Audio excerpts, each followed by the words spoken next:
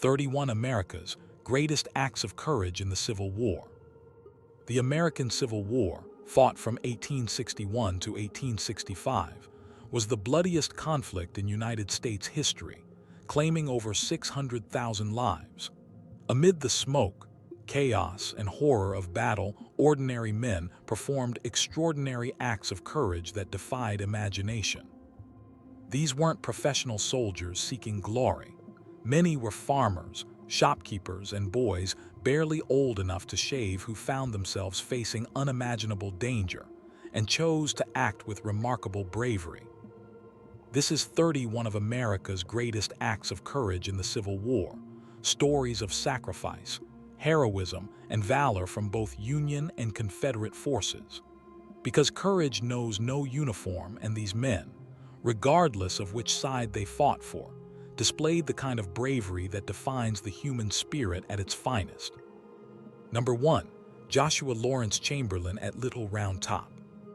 On July 2, 1863, during the Battle of Gettysburg, Colonel Joshua Lawrence Chamberlain commanded the 20th Maine Infantry defending Little Round Top, a crucial hill on the Union left flank. His 300 men faced repeated assaults by Confederate forces trying to outflank the Union position. After hours of fighting, Chamberlain's regiment was running out of ammunition, with another Confederate assault coming. Rather than retreat and expose the entire Union flank, Chamberlain ordered a bayonet charge down the steep hill. The unexpected attack surprised the Confederates, who broke and retreated. Chamberlain's bold decision likely saved the Union left flank and contributed significantly to the Union victory at Gettysburg. He was later awarded the Medal of Honor for his actions. His courage under desperate circumstances demonstrated how a single officer's decision could change the course of battle. Number 2. Richard Rowland Kirkland, the Angel of Mary's Heights. After the Battle of Fredericksburg in December 1862, wounded Union soldiers lay crying for water between the lines at the stone wall on Mary's Heights. For hours, their suffering continued with no one willing to risk crossing the deadly ground. Confederate Sergeant Richard Rowland Kirkland of South Carolina couldn't bear listening to their agony any longer. Kirkland asked his commander for permission to bring water to the wounded Union soldiers. Permission granted, he gathered canteens, climbed over the stone wall, and spent an hour and a half bringing water and comfort to wounded enemy soldiers. Remarkably, Union forces held their fire when they realized what he was doing. Kirkland's compassion amid war earned him the nickname, the Angel of Mary's Heights. He was killed in action at Chickamauga in September 1863, but his act of mercy remains one of the war's most touching examples of humanity amid brutality. Number 3. Robert Goodshaw leading the 54th Massachusetts.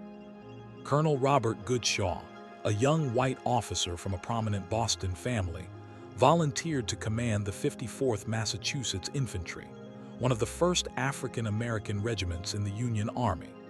In July 1863, Shaw led the 54th in an assault on Fort Wagner, a heavily fortified Confederate position defending Charleston Harbor. The attack was nearly suicidal. The fort was protected by water on 3 sides and heavily armed. Shaw led his men directly into devastating fire, reportedly shouting, "Forward, 54th." He was killed on the parapet of the fort, and the attack ultimately failed with heavy casualties. The Confederates buried Shaw in a mass grave with his men, intending it as an insult. When his father heard this, he said there was no holier place his son could rest than with his brave soldiers. The 54th's courage at Fort Wagner proved African-American soldiers' valor and changed attitudes about black military service. Number 4. John Burns, the 70-year-old civilian fighter. John Burns was a 70-year-old civilian cobbler living in Gettysburg when the battle came to his town in July 1863. Rather than hide, Burns grabbed his flintlock musket and walked to the battlefield, asking Union officers where he could help fight. Initially skeptical, officers eventually allowed him to join the Iron Brigade's skirmish line. Burns fought courageously throughout the first day of battle, was wounded 3 times, and was left for dead on the field. He survived and became a national celebrity, meeting President Abraham Lincoln and being painted by famous artists. His courage at age 70, when he had no military obligation, inspired the nation. Burns demonstrated that courage and patriotism weren't limited by age, and his story became legendary as the civilian who fought at Gettysburg. Number 5. Alonzo Cushing's last stand. First Lieutenant Alonzo Cushing commanded Battery A, 4th United States Artillery at Gettysburg on July 3, 1863. During Pickett's charge, Cushing's battery was positioned at the angle, the main target of the Confederate assault. Under intense artillery fire, Cushing was wounded in the shoulder but refused to leave his post. As Confederate infantry approached, Cushing was wounded again in the abdomen, a mortal wound. He ordered his remaining guns brought forward to the stone wall and continued directing fire while holding his intestines in with one hand. He was killed by a bullet to the mouth while firing his last serviceable gun at point-blank range into the Confederate assault. Cushing's determination to fight despite mortal wounds exemplified extraordinary courage. He was posthumously awarded the Medal of Honor in 2014, 151 years after his death. Number 6. William Harvey Kearny, first African-American Medal of Honor recipient. Sergeant William Harvey Kearny served with the 54th Massachusetts Infantry during the assault on Fort Wagner in July 1863. When the color bearer was killed, Kearny grabbed the falling flag before it touched the ground. Despite being shot in the face, shoulder, arms, and legs, Kearny struggled back to Union lines, crawling part of the way while keeping the flag from touching the ground. When he finally reached safety, his first words were reportedly, "Boys, the old flag never touched the ground." Kearny's wounds required months of recovery, but he survived. He was awarded the Medal of Honor for his actions, becoming the first African American to receive the nation's highest military honor. His courage under fire and determination to protect the flag became symbolic of African American soldiers' valor and dedication. Number 7. Philip Kearny's final charge. Major General Philip Kearny was a one-armed Union cavalry officer known for his aggressive fighting style and personal courage. He had lost his left arm in the Mexican-American War, but continued his military career. On September 1, 1862, during the Battle of Chantilly, Kearny was reconnoitering Confederate positions in heavy rain when he accidentally rode into enemy lines. Realizing his mistake, rather than surrender, Kearny attempted to escape by jumping his horse over a fence while Confederate soldiers called for his surrender and opened fire. He was shot and killed instantly. Confederate General A.P. Hill, who had known Kearny before the war, was so moved by his courage that he returned Kearny's body to Union lines under a flag of truce, with a personal note expressing respect for a worthy opponent. Kearny's refusal to surrender even in hopeless circumstances epitomized his fearless character. Number 8. The Andrews Raid Volunteers. In April 1862, civilian scout James Andrews led 22 Union soldiers deep into Confederate territory to steal a locomotive and destroy railroad infrastructure supporting Confederate forces in Tennessee. The volunteers, wearing civilian clothes, seized the locomotive General at Big Shanty, Georgia, and raced north toward Chattanooga with Confederate forces in pursuit. The chase lasted hours, but the raiders ran out of fuel and were captured. Andrews and 7 others were executed as spies. 6 escaped from prison, and 8 were exchanged as prisoners of war. The survivors became the first recipients of the newly created Medal of Honor. The raid failed militarily but demonstrated remarkable courage. Volunteers went deep behind enemy lines, knowing capture meant likely execution. Their bravery in undertaking such a dangerous mission earned them lasting fame. Number 9. Lewis Armistead leading Pickett's charge. Confederate Brigadier General Lewis Armistead led his brigade during Pickett's charge at Gettysburg on July 3, 1863. As his men approached the Union lines under devastating fire, Armistead placed his hat on his sword, held it high, and shouted, "Come on, boys.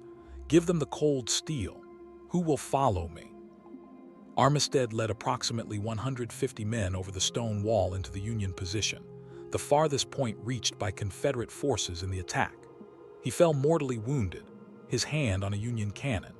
His former friend, Union General Winfield Scott Hancock, was wounded nearby. Armistead's courage in leading from the front during a nearly impossible assault exemplified the personal bravery of officers who led their men into battle knowing the odds of survival were slim. Number 10. Mary Edwards Walker, Battlefield Surgeon.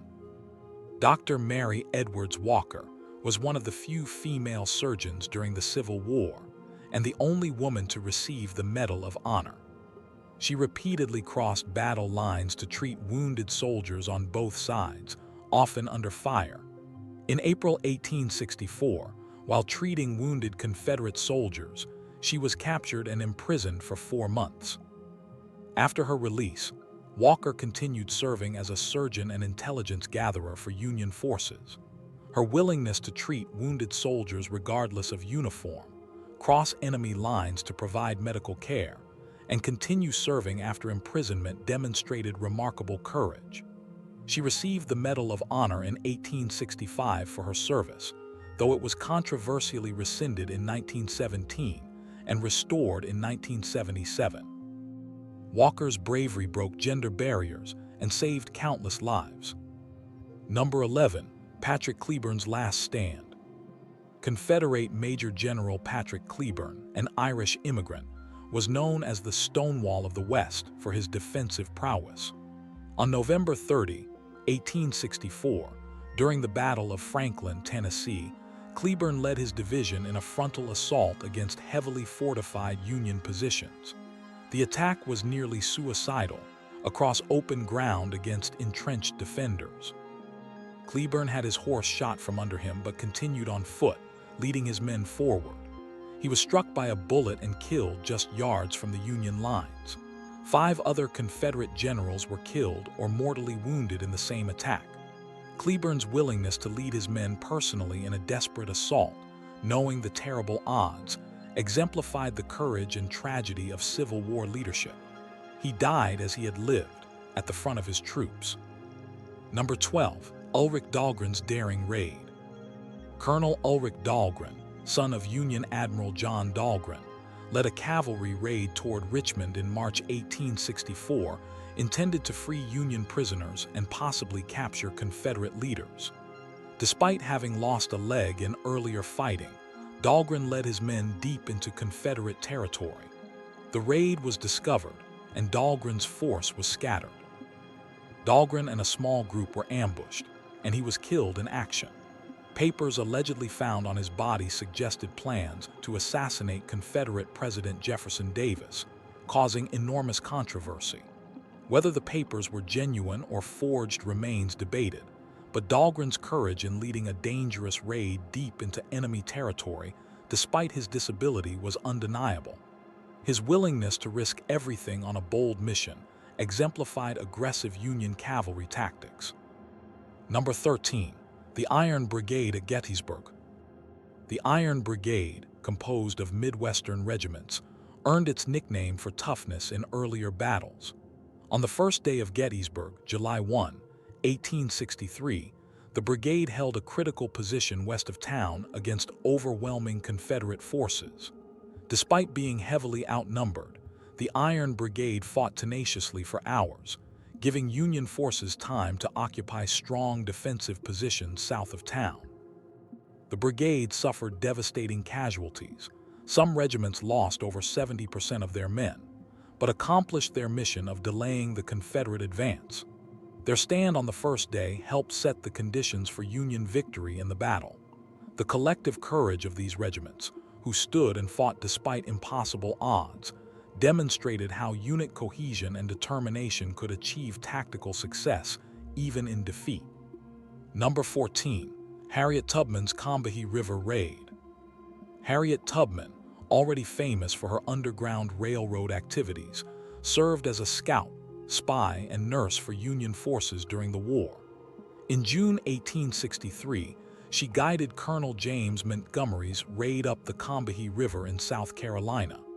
Tubman helped navigate the treacherous river and identify Confederate positions. The raid destroyed plantations and freed over 700 enslaved people who were brought to Union lines. Tubman became the first woman to lead an armed military operation in United States history. Her courage in returning to the South repeatedly, first during Underground Railroad operations and then during military raids, risked recapture and enslavement. Tubman's bravery extended beyond the battlefield to include intelligence gathering and liberation operations that struck at the heart of the Confederacy's labor system. Number 15. Arthur MacArthur Jr. at Missionary Ridge. 18-year-old First Lieutenant Arthur MacArthur Jr. of the 24th Wisconsin Infantry participated in the assault on Missionary Ridge at Chattanooga in November 1863. When his regiment's color bearer fell, MacArthur seized the flag and continued advancing up the steep slope under heavy fire, shouting encouragement to his fellow soldiers. He planted the flag on the Confederate earthworks at the ridge's crest, one of the first Union soldiers to reach the top. His conspicuous bravery rallied his regiment and contributed to breaking the Confederate line. MacArthur was awarded the Medal of Honor for his actions. He later became a senior Army officer, and his son Douglas MacArthur became the famous World War II general. Young Arthur's courage at 18 demonstrated how youth and valor often combined on Civil War battlefields. Number 16. John Pelham, the Gallant Pelham. Major John Pelham commanded Confederate artillery with exceptional skill and courage. At the Battle of Fredericksburg in December 1862, Pelham positioned a single gun in an exposed position and held up an entire Union division for over an hour, changing positions repeatedly to avoid counter-battery fire while inflicting significant casualties. Confederate General Robert E. Lee watched the performance and called him the Gallant Pelham, a nickname that stuck. Pelham was killed in March 1863 at age 24 while volunteering to join a cavalry charge at the Battle of Kelly's Ford. He was engaged to be married and was considered one of the Confederacy's most promising young officers. His aggressive use of artillery and willingness to take personal risks made him legendary among Confederate forces. Number 17. The 1st Minnesota at Gettysburg. On July 2, 1863, during the second day of Gettysburg, a Confederate breakthrough threatened to split the Union line in half. Major General Winfield Scott Hancock desperately needed to buy time for reinforcements to arrive. He ordered the 1st Minnesota Infantry, numbering only 262 men, to charge a Confederate force of approximately 1,600 men. The Minnesotans knew it was a suicide mission, but charged immediately without hesitation. They bought precious minutes that allowed Union forces to stabilize the line, but at terrible cost. 215 of the 262 men were casualties, an 82% casualty rate, one of the highest in the war. The survivors held their position. The regiment's willingness to sacrifice themselves to save the Union line exemplified extraordinary collective courage and has become one of the most famous examples of selfless bravery in American military history. Number 18. George Armstrong Custer's Cavalry Charges. Then Captain George Armstrong Custer, serving as an aide to Major General George McClellan, repeatedly displayed reckless courage during the Peninsula Campaign in 1862. He personally led cavalry charges, often against superior forces, and volunteered for dangerous reconnaissance missions. His aggression caught the attention of senior officers. At age 23, Custer was promoted to brigadier general, becoming one of the youngest generals in the Army. During the Battle of Gettysburg, he led desperate cavalry charges against Confederate cavalry commander J.E.B. Stuart's forces, helping prevent Stuart from attacking the Union rear during Pickett's charge.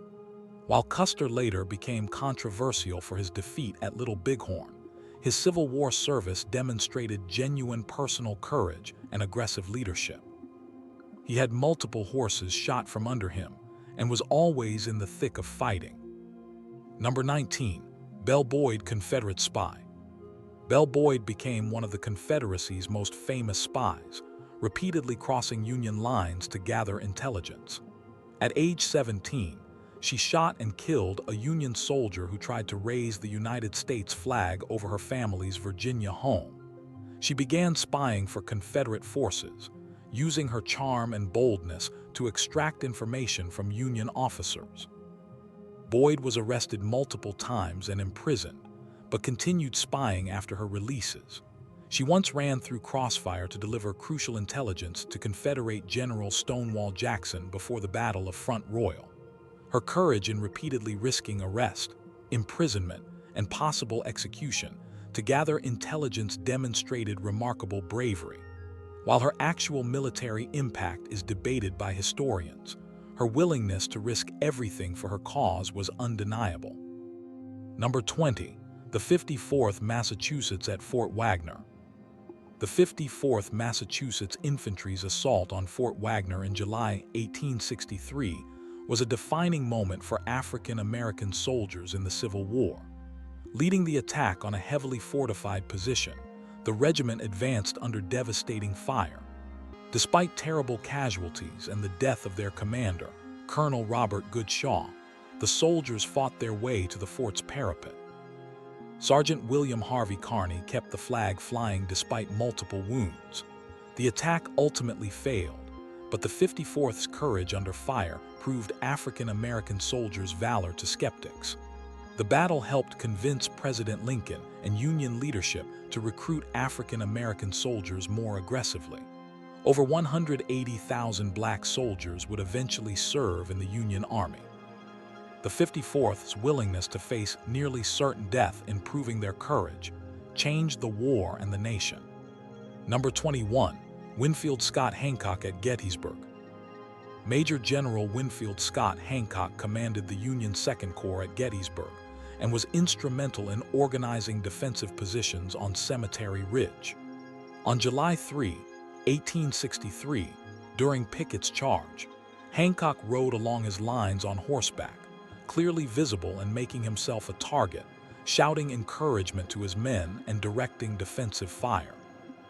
A Confederate bullet struck a nail in his saddle, driving it along with wood fragments deep into his thigh.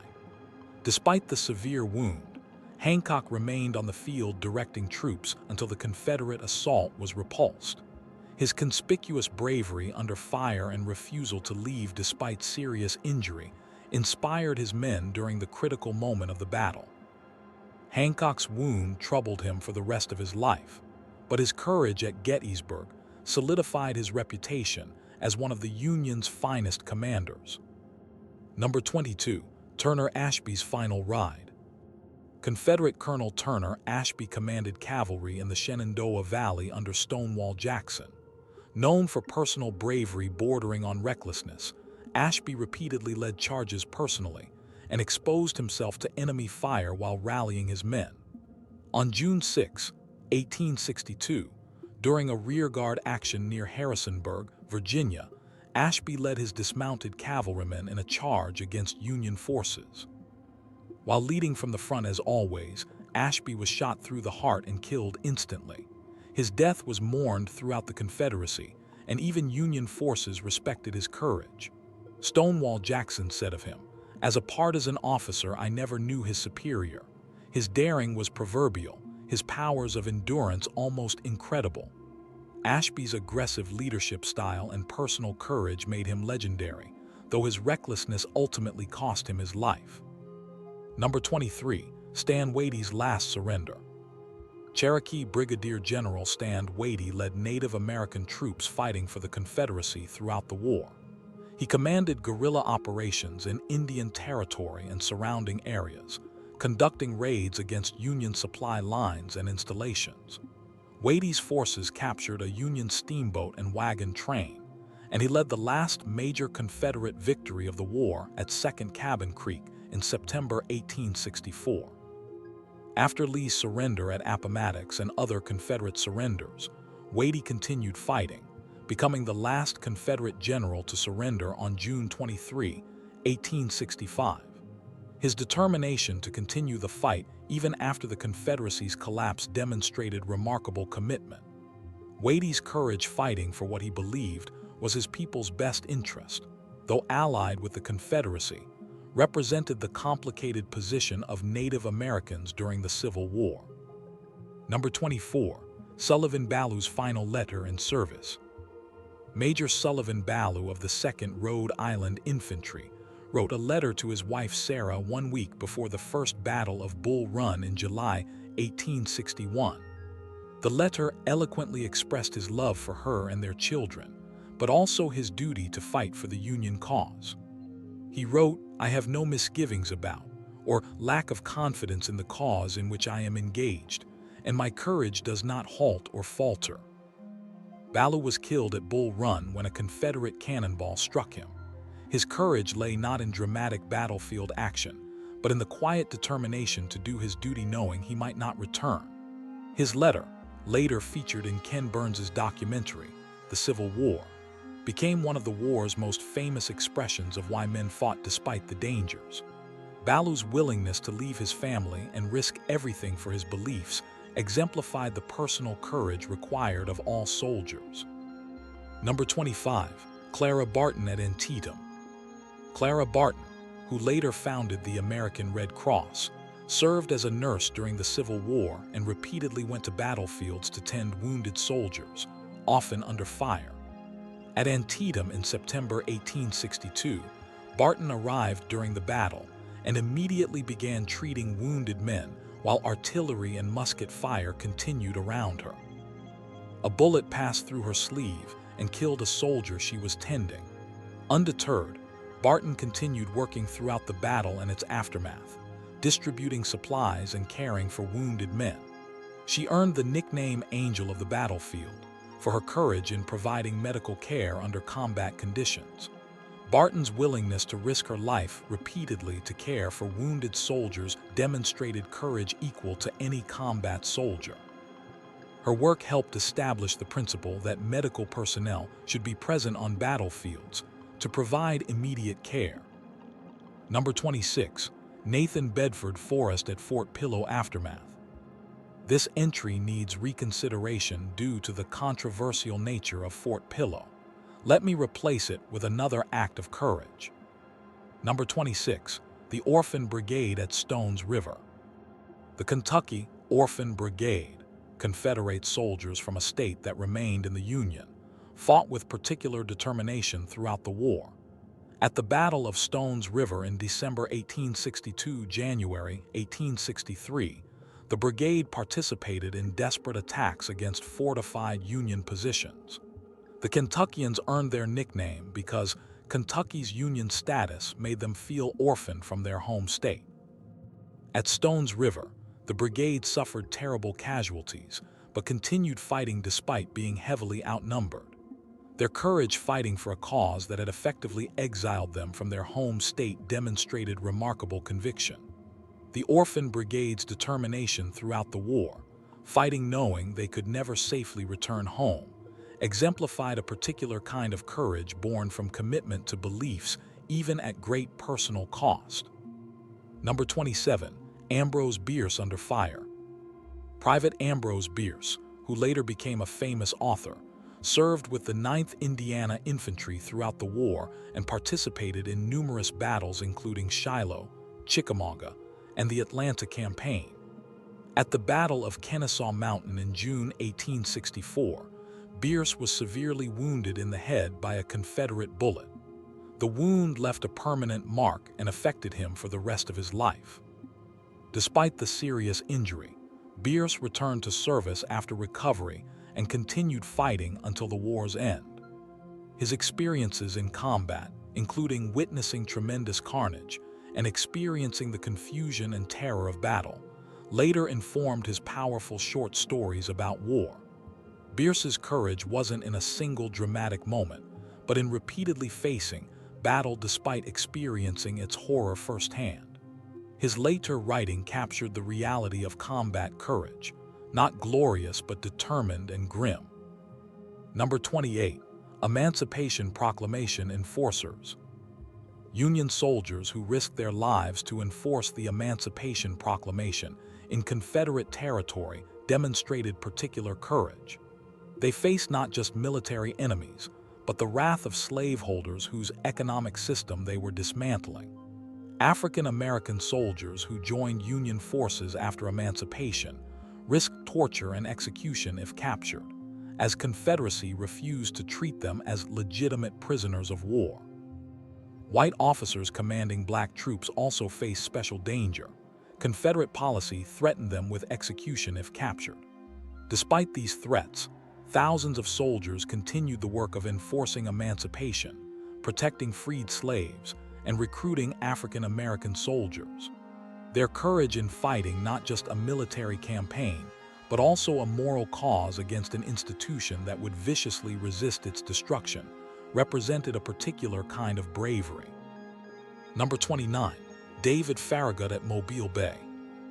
Admiral David Farragut commanded Union naval forces in the Battle of Mobile Bay in August 1864. When his fleet encountered Confederate mines, called torpedoes at the time, one ship struck a mine and sank rapidly. The rest of the fleet hesitated, stalled by the danger. Farragut, lashed to the rigging of his flagship to see over the smoke, reportedly shouted, "Damn the torpedoes! Full speed ahead." The fleet followed him through the minefield and into Mobile Bay, defeating Confederate naval forces and capturing the forts defending the bay. Farragut's decisive action in the face of invisible underwater threats demonstrated courage and leadership. His willingness to risk his flagship and his life by proceeding through a known minefield, rather than retreating, inspired his entire fleet and secured an important Union victory that helped Lincoln's re-election prospects. Number 30. Oliver Wendell Holmes Jr.'s 3 wounds. Oliver Wendell Holmes Jr., son of the famous author and later a Supreme Court justice, served with the 20th Massachusetts Infantry.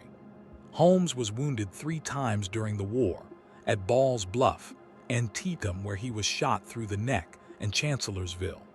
Each time he recovered and returned to service. At Antietam, the neck wound was nearly fatal, and Holmes believed he was dying. After recovery, he could have resigned his commission honorably, but he chose to return to combat. His courage in continuing to serve despite multiple severe wounds and full knowledge of war's horror demonstrated determination that impressed his contemporaries. Holmes later said the war was the defining experience of his generation, and his willingness to repeatedly return to battle despite terrible wounds exemplified the dedication many soldiers felt to their cause. Number 31. Abraham Lincoln visiting battlefields. President Abraham Lincoln repeatedly visited battlefields and military installations during the war, often exposing himself to danger. In July 1864, Lincoln visited Fort Stevens in Washington, D.C. while it was under Confederate attack. He stood on the parapet watching the battle, making himself a conspicuous target. A young officer, later revealed to be Oliver Wendell Holmes Jr., reportedly shouted, "Get down, you fool," before realizing he was addressing the president.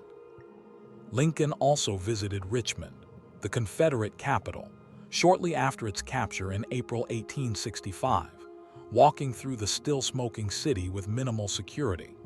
His courage in repeatedly exposing himself to potential danger, visiting troops at the front, and maintaining personal connection with the military despite risks demonstrated leadership courage. As Commander-in-Chief, Lincoln's personal bravery and willingness to share danger with his soldiers inspired the Union cause and showed his personal commitment to victory. So there you have it, 31 stories of remarkable courage from the American Civil War, demonstrating that bravery took many forms during America's bloodiest conflict.